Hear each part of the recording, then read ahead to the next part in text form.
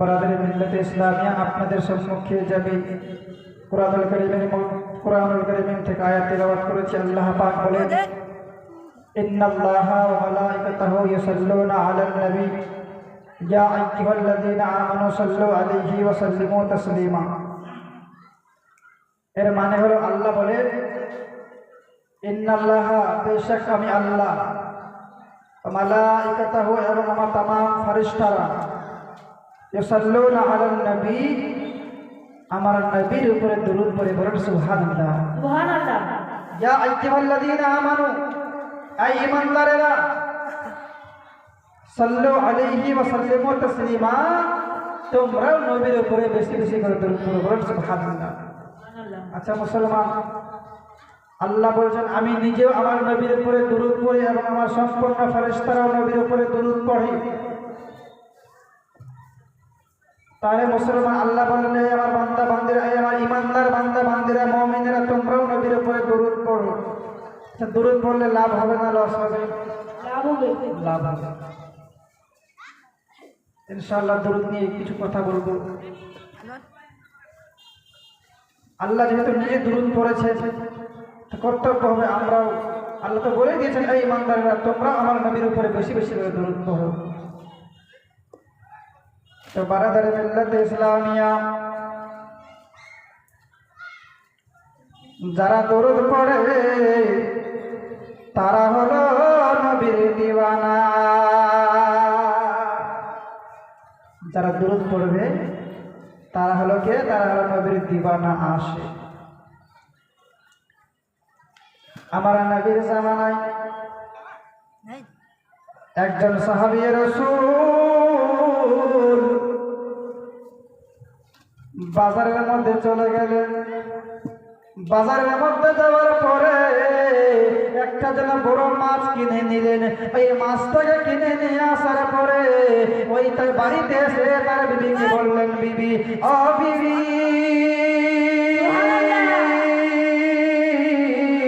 শোনো শোনো, এই মাছটা তুমি নাও আর এই মাছটাকে তুমি সুন্দর করে পাকিয়ে দাও। এই মাছটা তুমি নাও, এই মাছটাকে সুন্দর করে পাকাও, এই মাছটাকে আমি আজকে খাবো। যখন এই কথা বললেন, বলার পরে ওই সাহাবী রাসূলের স্ত্রী, ওই সাহাবী রাসূলের বিবি মাছটাকে নিলেন। মাছটাকে নেওয়ার পরে মাছটাকে সুন্দর করে আপনার কেটে দিলেন, কিন্তু মাছটা কাটার পরে কিন্তু মারা যায় না। মাছটাকে কাটার পরে সুন্দর করে লবণ দিয়ে ধুইলেন, কিন্তু মাছটা এখনো পর্যন্ত মারা যায় না। তার বিবি টেনশনে পড়ে গেল, তার বিবি চিন্তায় পড়ে গেল আর মনে মনে বলতে লাগলো, মাছ তো মরে না, কেমন করে রান্না করবো। এইরকম করে মাছটাকে যখন ধুয়ে নিল, কিন্তু মাছটা এখনো পর্যন্ত মারা যায় না। তখন মাছটাকে সুন্দর করে গরম তেলের মধ্যে যেন ছেড়ে দিল। যেমনই গরম তেলের মধ্যে ছেড়ে দিল, ছেড়ে দেওয়ার পরে মাছটা যেন এখনো পর্যন্ত মারা যায়নি। মাছটা যেন গরম তেলের মধ্যে যেন লড়াচড়া করে, মাছটা যেন গরম তেলের মধ্যে যেন ঘোরাঘুরি করে। ওই তখন ওই মহিলাটা আরো বেশি বেশি করে গরম করে, ওই মহিলাটা যেন আবার বেশি বেশি গরম করে ওই মাছগুলোকে আবার যেন ভাজলেন। কিন্তু মাছটাকে যত গরম পানিতে, যত গরম তেলের মধ্যে দেয়, কিন্তু মাছটা যেন মরে না। যত বেশি গরম করে তত বেশি বেশি করে যেন মাছটা লড়াচড়া করে। চিন্তায় পড়ে গেল, কি ব্যাপার, মাছটাকে এত করে কাটলাম, লবণ দিয়ে ধুলাম, আবার তেল দিয়ে ভাজি করলাম, কিন্তু মাছটা মরে না, ব্যাপারটা কি? তখন মহিলারা স্বামীকে ডাক দিয়ে বলে, ও স্বামী, আমি তো মাছটাকে মারতে পারি না, মাছটা তো এখনো মরেনি, মাছটা তো এখনো পর্যন্ত জীবিত আছে। মাছটাকে আমি আর ভাজি করতে পারলাম না। মাছটা যদি না মরে আমি তাকে কেমন করে রান্না করব? মাছটা যদি না মরে আমি তখন কেমন করে রান্না করব? ওই তখন সাহাবী রাসূল বললেন, বিবি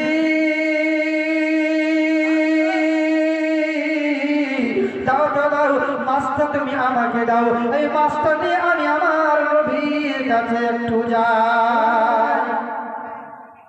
বললেন বিবি রে মাছটা আমাকে দাও, আমার নবীর কাছে যায়। ব্যাপারটাকে মাছটা কেন মরে না?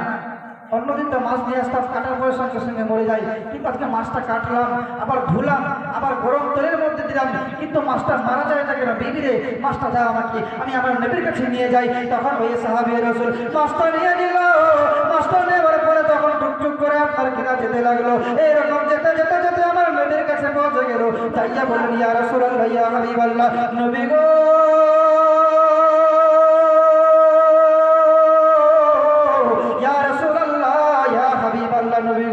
এই মাছটাকে আমি বাজার থেকে নিয়ে আসলাম। আমার বিবিকে বললাম, বিবিরে মাছটা তুমি নাও, মাছটাকে সুন্দর করে তুমি রান্না বান্না করো, আমি আজকে মাছটাকে খাবো। কিন্তু আমার বিবি এই মাছটাকে কাটলো, কিন্তু মাছটা কাটার পর মরে না। মাছটাকে ধুইল, কিন্তু মাছটা ধোয়ার পর মরে না। ইয়া রাসূলুল্লাহ, আবার মাছটাকে গরম তেলের মধ্যে দিল। ইয়া রাসূলুল্লাহ, ইয়া হাবিবাল্লাহ, নবী গো, মাছটা কিন্তু গরম তেলে দেওয়ার পরও কিন্তু মাছটা মরে না, মাছটা জীবিত। ইয়া রাসূলুল্লাহ,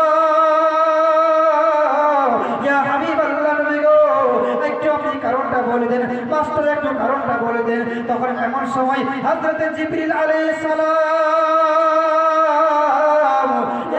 এমন ভাবে আপনার কিনা তখন আমার নবীর কাছে চলে আসলেন। আমার নবীর কান মুবারক এসে বলে দিলেন, ইয়া রাসূলুল্লাহ, ইয়া হাবিবাল্লাহ, নবী গো, এই মাছটা যখন ওই সমুদ্রের মধ্যে ছিল, এই মাছটা আপনি নবীর উপরে যেন দুরূদ পড়তেছিল।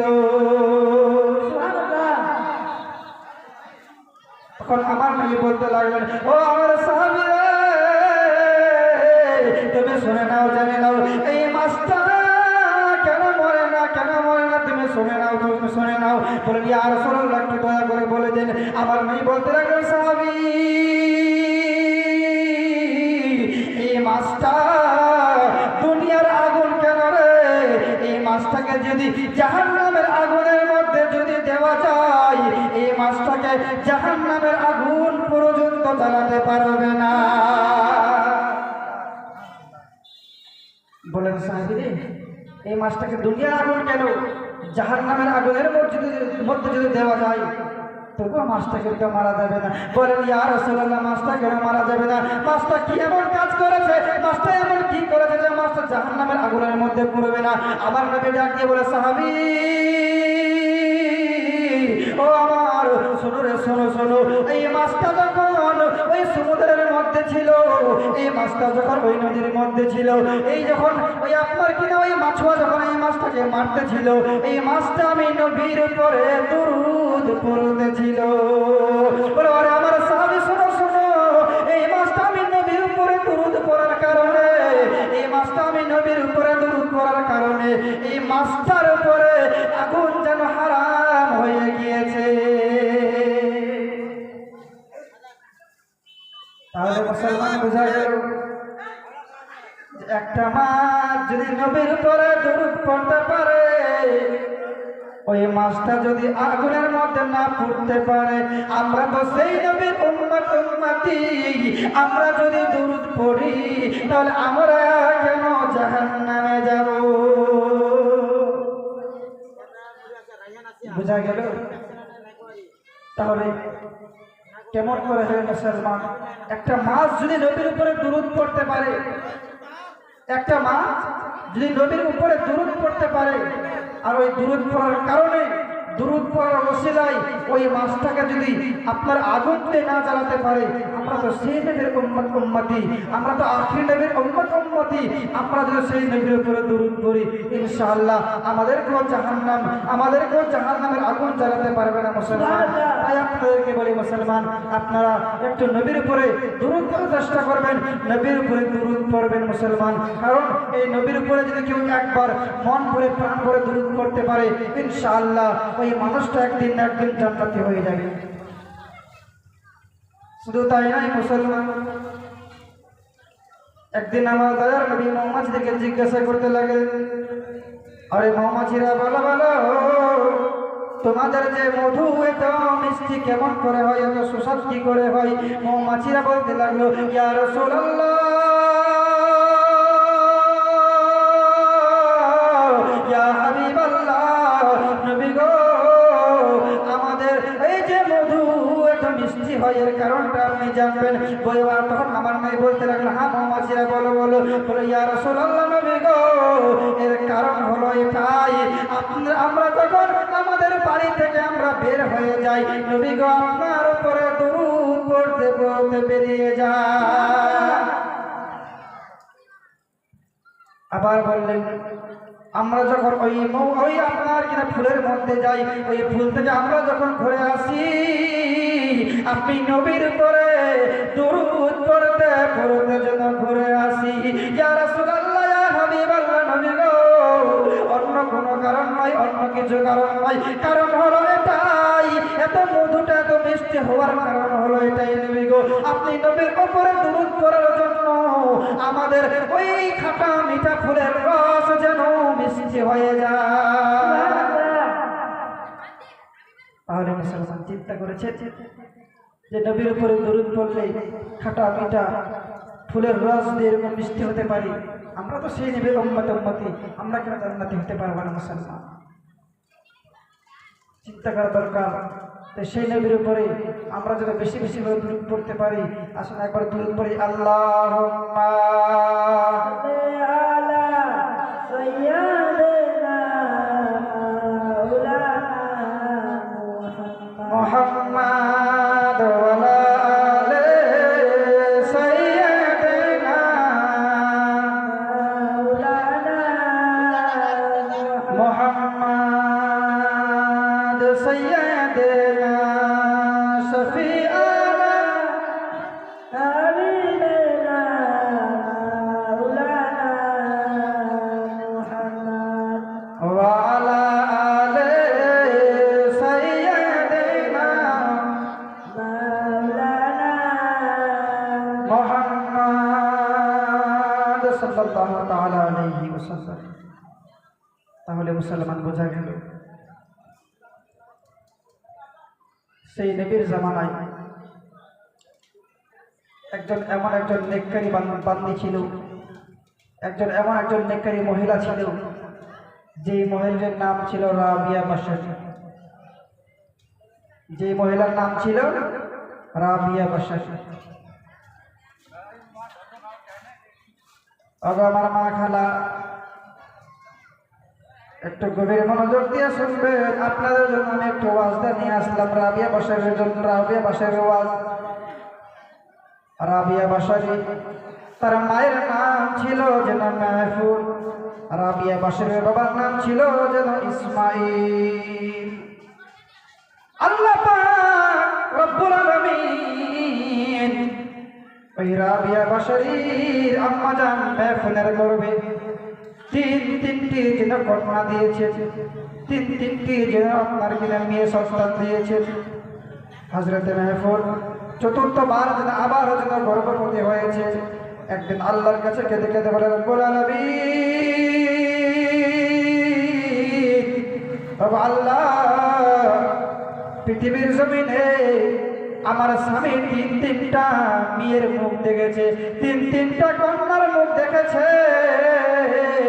ইয়া আল্লাহ রব্বুল আলামিন, চতুর্থবার আমি গর্ভবতী হয়েছি, ইয়া রব্বুল আলামিন চতুর্থবারে আমাকে একটা যেন ছেলে সন্তান দিয়ে। কারণ তিনটি কন্যা হওয়ার পরেও আমার স্বামী কিন্তু আমাকে কোনোদিনও কোনো কথা বলে নাই, আমার স্বামী আমাকে কোনোদিনও কোনো কথা বলে নাই। ও আল্লাহ, চতুর্থবার আমাকে একটি যেন পুত্র সন্তান দিয়েন। কারণ আমার স্বামী যদি আমাকে বলে এবারও যদি আপনার কেনা 4টা যদি মেয়ে হয়ে যায়, আমার স্বামী যদি আমাকে বলে বিবি রে শুধু কি মেয়ে হয় ছেলে কি হতে পারে না, আমি মাহফুজ যেন সইতে পারবো না।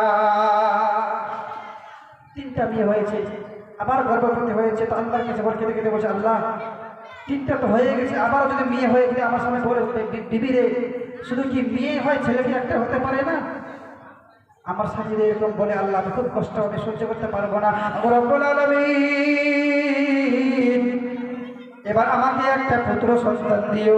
এইরকম বলার পরে কিছুদিন যাওয়ার পরে বিবি মাহফুজের হঠাৎ করে যেন পেটের যন্ত্রণা শুরু হয়ে গেল। এমন সময় স্বামীকে ডাকিয়ে বলে, স্বামী স্বামী সময় থাকতে আপনি একটু বাদশাহনগরে চলে যান, কারণ আমাদের বাড়িতে তেল নাই, আমরা গরিব মানুষ, আমাদের বাড়িতে তেল নাই। আগের জামানায় কিন্তু লাইন ছিল না, বিজলি ছিল না, এইরকম লাইটের ব্যবস্থা ছিল না। আগের জামানায় কেরোসিন দিয়ে যেন আপনার কিনা বাতি জ্বালাতো, লম্প জ্বালাতো। তখনকার জামানায় বিভিন্ন ফোন স্বামীকে বলে, স্বামী গো আপনি আর দেরি করবেন না, হয়তো রাতে বেলায় বাচ্চা হতে পারে, আর রাতের বেলায় যদি বাচ্চা হয় তাহলে আমাদের জন্য বড় অসুবিধা হয়ে যাবে। বলছেন স্বামী যদি রাত্রেবেলায় বাচ্চা হয় তাহলে খুব অসুবিধা হয়ে যাবে, রাত্রেবেলা কি করবো?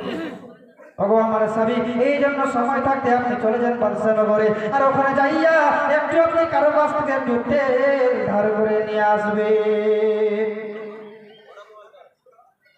যেমন এই কথাটি বললেন, তখন হযরত ইসমাইল আপনার কিনা টুকটুক করে আপনার কিনা বাদশাহনগরে চলে গেলেন। বাদশাহনগরে যাওয়ার পরে একটা ধনী ব্যক্তির দরবারের মধ্যে আওয়াজ দিলেন, আসসালামু আলাইকুম ইয়া আহলাল বাড়িত। আর বাড়িওয়ালা আপনার পরে আল্লাহর পক্ষ থেকে যেন রহমত হোক, আপনার উপর আল্লাহর পক্ষ থেকে যেন রহমত নাজিল হোক। এমন কথা বলার পরে তখন কিনা আপনার ওই যেন বাড়ির যেন দরজা খুলে দিলেন। খুলে দেওয়ার পরে কে গো? বলে আমি ইসমাইল এসেছি। বলে খবর কি? বলো। বলে খবর হওয়ার এটাই, আমার বিবি গর্ভবতী হয়েছে, মনে হয় আজকে রাত্রেবেলা বাচ্চা হবে, কিন্তু আমাদের বাড়িতে কোনো তেল নাই, তুমি যদি আমাকে একটু তেল ধার দাও তাহলে আমার যেন বড় সুবিধা হয়ে যাবে, আমাদের যেন কোনো অসুবিধা হবে না, দয়া করে আমাকে একটু তেল ধার দাও। এই কথা যেমনই বললেন তখন ওই ধনী ব্যক্তি বললেন, ও ইসমাইল তুমি এখান থেকে চলে যাও, চলে যাও, চলে যাও। কারণ বাবা ধনী ব্যক্তিরা সব সময় দেখবেন গরিবদেরকে আপনার নিচে রাখতে চাই, গরিবদেরকে মান সম্মান দিতে চায় না, গরিবদের কথা মেনে চলতে চায় না। ওই রকম ভাবে ওই আগের জামানায় ওই ধনী ব্যক্তি বললেন, ও ইসমাইল তুমি এখান থেকে চলে যাও, কারণ তোমার জন্য আমার বাড়িতে কোনো তেল হবে না। ইসমাইল গরিব মানুষ, তাকে যদি তেল দিই সে আমাকে তেল দিতে পারবে না। ও ইসমাইল তুমি এখান থেকে চলে যাও। ইসমাইল তখন মনটার মধ্যে দুঃখ নিয়ে আবার অন্য দরবাজার মধ্যে চলে গেলেন। অন্য দরবাজার মধ্যে যাইয়া আবার যেন তেলের জন্য যেন আপনার কিনা বললেন, তেল দাও আমাকে, এরকম ব্যাপার, আমাকে তো একটু তেল দাও, আমার জন্য বড় সাহায্য হবে, আমার বড় ভালো হবে, আপনি একটু দয়া করে আমাকে তেল দেন। আবার কেউ তেল দিল না, আবার যেন ফিরিয়ে দিল। এরকম ঘুরতে ঘুরতে ঘুরতে কেউ আপনার কিনা তেল দেয় না। তখন হযরত ইসমাইল মনটা করে খারাপ করে, মনটার মধ্যে দুঃখ নিয়ে আপনার কিনা বাড়ির মধ্যে চলে গেলেন। যাইয়া ডাকতে বলে, বিবি এতগুলো দরবাজার মধ্যে গেলাম কিন্তু কেউ আমাকে তেল দিল না। বিবির এতগুলো দরবাজার মধ্যে গেলাম, আমাকে গরিব বলে কেউ তেল দিল না বিবি। তখন তার বিবি কি বললেন? হযরত বিবি এখন কি বললেন? স্বামী আপনি টেনশন করিয়েন না, আপনি চিন্তা করিয়েন না, ঠিক আল্লাহ কোনো ব্যবস্থা করে দিবে, ঠিক আল্লাহ আমাদের হেফাজত করে দিবে। আজকালকার আমাদের জামানায় হয়তো তো কি বলতো জানেন, কত গাল দিয়ে দিত। দেখেন আগেকার জামানায় মেয়ে কেমন ছিল, দিদি মেহফিল করে, স্বামী গো আপনি টেনশন করিয়েন না, আপনি চিন্তা করিয়েন না, তা ঠিক আল্লাহ কোনো আমাদের ব্যবস্থা করে দিবে, ঠিক আল্লাহ কোনো হেফাজত করে দিবে। বলো গো স্বামী আপনি একটু আমার জন্য দোয়া করেন। এবার হযরত ইসমাইল আর দেরি করলেন না, সঙ্গে সঙ্গে ওযু করে নামাজের পাটিখানা বিছিয়ে দিলেন, 2 রাকাত নামাজ আদায় করলেন। নামাজ পড়তে পড়তে দোয়া করতে লাগলেন, রব্বুল আলামিন ওগো আল্লাহ আমার বিবিকে আল্লাহ তুমি হেফাজতে রাখিও, আমার বিবিকে আল্লাহ তুমি হেফাজতে করিও। এইরকম দোয়া করতে করতে ইসমাইল আলাইহিস সালাম যেন নামাজের পাটির মধ্যে ঘুমিয়ে গেলেন। এমন সময় ঘুমিয়ে গেলেন, হঠাৎ করে স্বপ্নে এসে আমার দয়ার নবী ডাক দিয়ে বলে, ইসমাইল ও ইসমাইল আমি তোমায় বলছি শোনো। ইসমাইল 4th নম্বরে তোমার গর্ভে একটা যেন আবার একটা মেয়ে হবে, তোমার স্ত্রীর আবার একটা মেয়ে হবে, তুমি ওই মেয়েটি তো নেককারিনী হবে। ওই মহিলাটি যদি একবার আল্লাহর কাছে দোয়া করে, ওই দোয়ার ওসিলায়, ওই দোয়ার কারণে আল্লাহ 70,000 জাহান্নামীকে আল্লাহ জান্নাতবাসী বানিয়ে দিবে। স্বপ্নে এসে আমার নবী বলছে, ইসমাইল চতুর্থবার আবার তোমার একটা মেয়ে হবে, কিন্তু ওই মেয়ে এত নেককারিনী হবে, এত নেককারিনী হবে, ওই মেয়ে যদি একবার যদি দোয়া করে আল্লাহর দরবারে 70,000 জাহান্নামীকে আল্লাহ একেবারে জান্নাতি করে দেবে।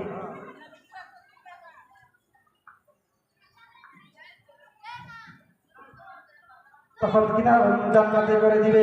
তখন বলতে লাগলো, আমার নবী বলতে লাগলো, ইসমাইল শোনো শোনো, এই যে তোমাকে আমি বলে গেলাম, আরেকটা কথা বলে যায়, শোনো শোনো, তোমার বিবি, তোমার ওই যে মেয়েটা হবে, ওই মেয়েটার নাম আমি নবী যেন রেখে গেলাম, ওই মেয়েটার নাম তুমি যেন রাবিয়া রেখে দিও।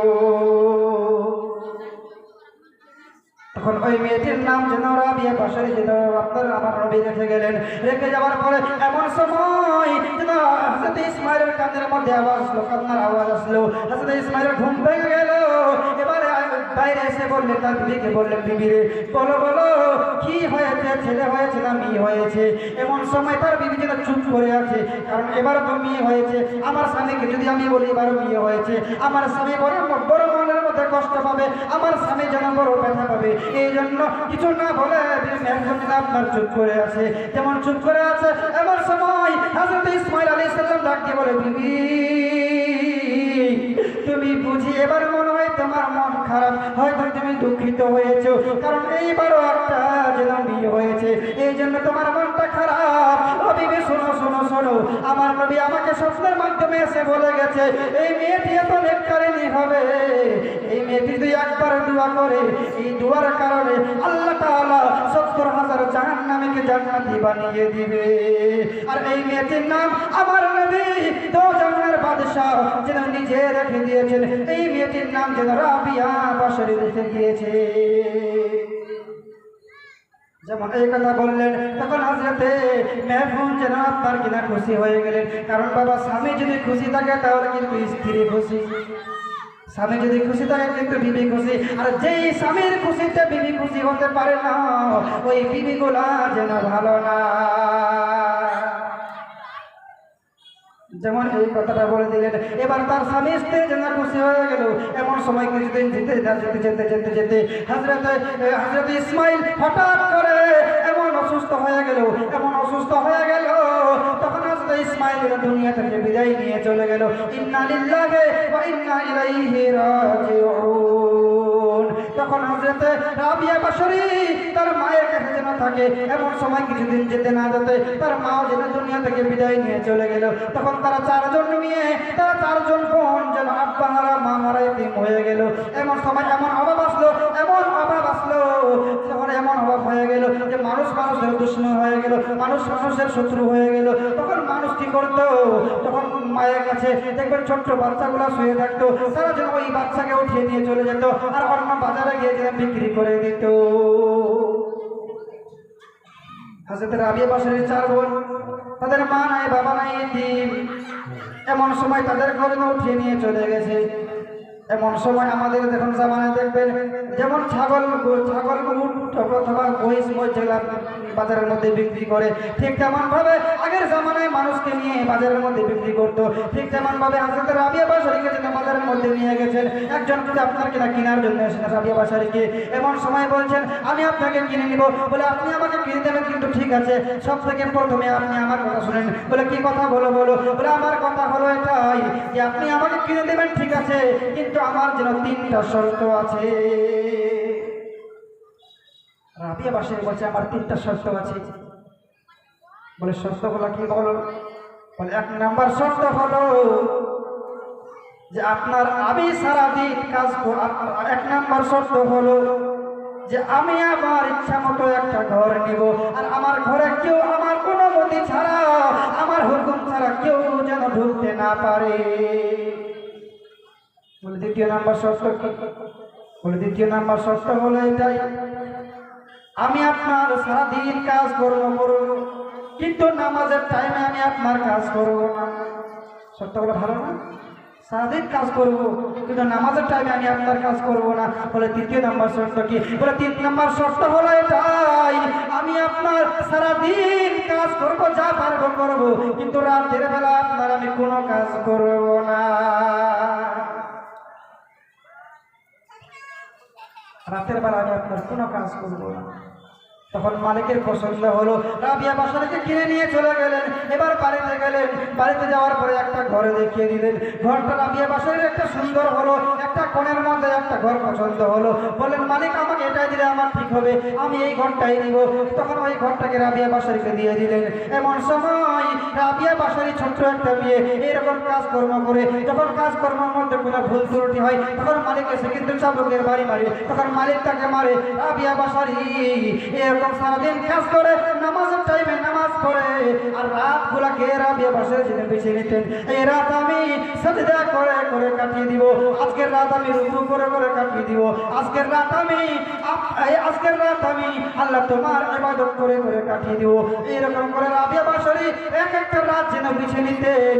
এরকম করতে করতে যখন রাবিয়া বাসারি রাতের বেলা ঘুমাতেন না, যখন রাবিয়া বাসারিকে ঘুম আসতো চোখের মধ্যে, রাবিয়া বাসারি কি করতেন, একটা বাটি নিতেন আর বাটির মধ্যে লবণ আর পানি যেন ঘুরে দিতেন। আর যখন রাবিয়া বাসারির চোখের মধ্যে ঘুম আসতো তখন রাবিয়া বাসারি লবণ খোলা পানিটা যেন চোখের মধ্যে ছিটা দিয়ে দিতেন। আর যেমন ছিটা দিয়ে দিতেন তখন রাবিয়া বাসারির ঘুম ভেঙে যেত।